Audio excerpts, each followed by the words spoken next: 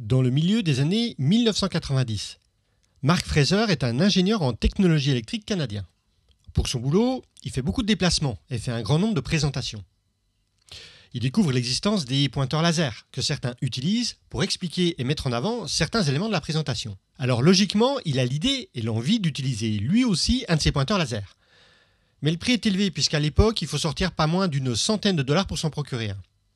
Et son employeur n'a pas l'air motivé de laisser passer ça dans une note de frais. En bon ingénieur, il se dit qu'il n'a qu'à en construire un.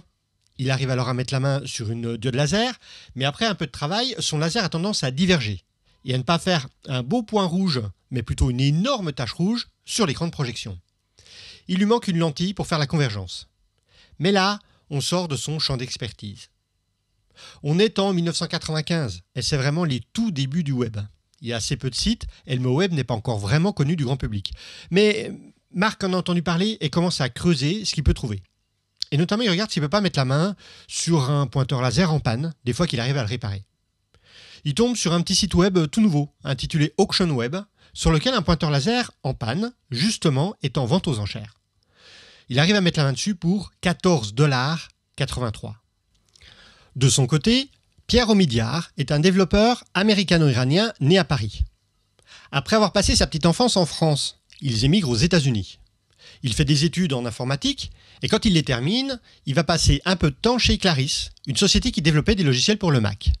En 1995, il travaille dans une société appelée General Magic, qui, soit dit en passant, mériterait un épisode à elle toute seule. Ah, et c'est aussi un collectionneur. Il passe pas mal de temps à chercher des objets, à acheter. En bref, il écume les petites annonces. Il y a une petite légende qui raconte que sa fiancée était une collectionneuse de boîtiers Pez. Vous savez, ceux qui permettent de distribuer un bonbon à la fois. Et depuis qu'elle a emménagé dans la Silicon Valley, elle a du mal à trouver les précieuses boîtes Pez. Et évidemment, il arrive avec la bonne réponse en utilisant Internet. Bon, cette légende est fausse et correspond à un côté romantique dans l'histoire. Car en réalité, Pierre fait ce que tous les geeks de l'époque font quand ils ont découvert le web, ils essaient de voir à quoi ça pourrait être utilisé.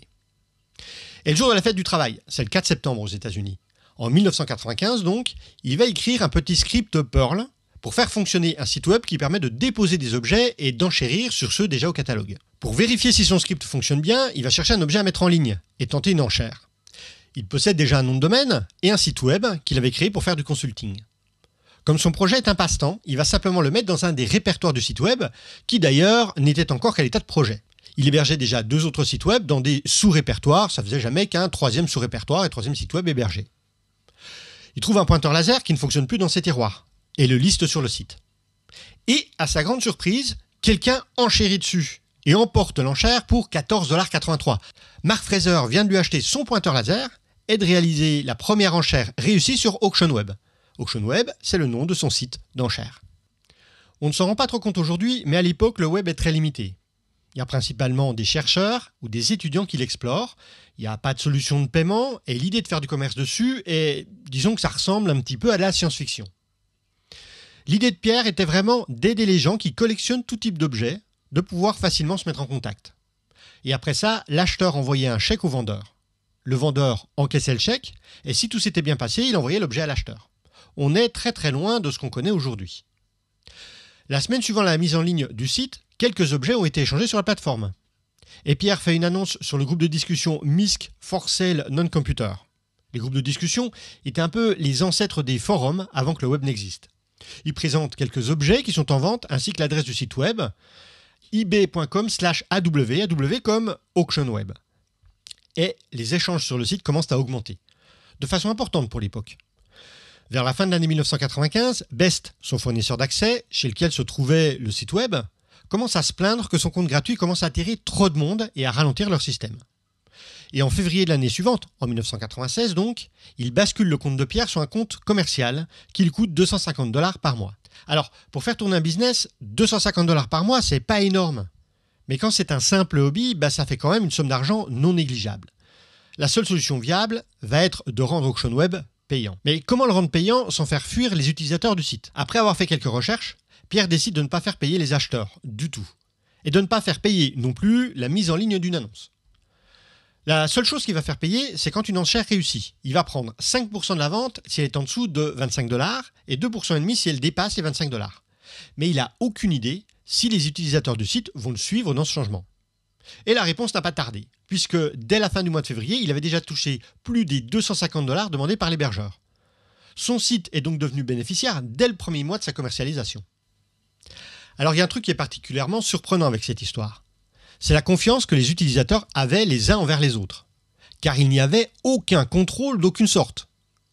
Mais avec le nombre d'utilisateurs croissant, quelques utilisateurs cherchaient à se plaindre. Et comme c'est l'adresse mail de Pierre qui était sur le site, il recevait ponctuellement des plaintes de la part d'utilisateurs floués. Ce qui est surprenant, c'est que le nombre de plaintes était très très faible par rapport au nombre de transactions réussies. Durant le mois de février de l'année 1996, Pierre va alors avoir une idée géniale. Tout d'abord, il va mettre en ligne un article expliquant que la plupart des gens sont honnêtes et jouent le jeu. Seules quelques personnes tentent d'abuser le système. Et il va créer le Feedback Forum, dans lequel les gens pourront faire un retour sur les ventes qu'ils ont pu accomplir ou ne pas accomplir. En insistant bien sur le fait qu'il ne faut pas mettre dans le forum que les transactions ratées, afin que tout le monde sache les transactions ratées et les personnes qui ont raté leurs transactions, mais également les transactions réussies avec succès. Du coup, sa boîte mail commence à être un peu plus tranquille, et la réputation des acheteurs et vendeurs sur le site commence à se créer. Et les utilisateurs avec une trop mauvaise réputation se font bannir du site. Et là, les problèmes vont commencer à arriver. Alors attention, ce ne sont pas des problèmes très graves, ce sont plutôt des problèmes de riches, comme je les appelle. Maintenant qu'il y a un forum pour que les utilisateurs fassent leur retour sur l'expérience du site, le forum commence à avoir de plus en plus de demandes variées, comme la meilleure manière d'envoyer un objet et d'autres requêtes qui ressemblent plus à du service client. Pierre est toujours tout seul sur son site et ne peut pas répondre à ces demandes. Surtout que le site est toujours un simple hobby sur lequel il travaille en rentrant du boulot quotidien. Et petit à petit, quelques utilisateurs du site commencent à répondre aux utilisateurs en quête d'informations, jouant le rôle des services clients dédiés. Du côté des revenus, le site atteint les 1 000 $ en mars, puis 2 500 en avril et même 5 000 en mai.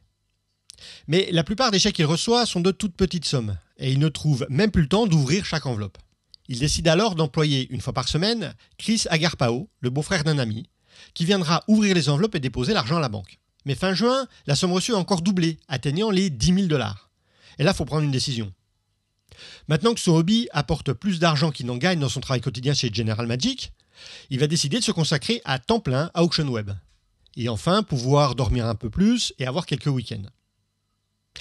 Mais la croissance du site fait qu'il ne dort pas plus et ses week-ends sont toujours aussi chargés. En plus, il n'a aucune idée de comment gérer sa start-up. Il manque d'expérience dans le domaine. Il va alors contacter son pote Jeff Skoll pour qu'il prenne la tête de la société dès le mois de juillet 1996 pour permettre un vrai développement de la société. Et dès le mois d'octobre, la société va quitter le domicile de Pierre pour s'installer à San José. Le site gardera le nom de Auction Web jusqu'en septembre 1997, date à laquelle la décision est prise de ne pas le cantonner à un sous-répertoire du site de Pierre dont le nom de domaine était ebay.com. Le site devient donc ebay.com. Ah, une dernière chose. Vous savez ce qu'est devenu le pointeur laser de Mark Fraser ? Il ne l'a jamais réparé. Il est resté dans le fond du tiroir des projets qui n'ont jamais vu le jour.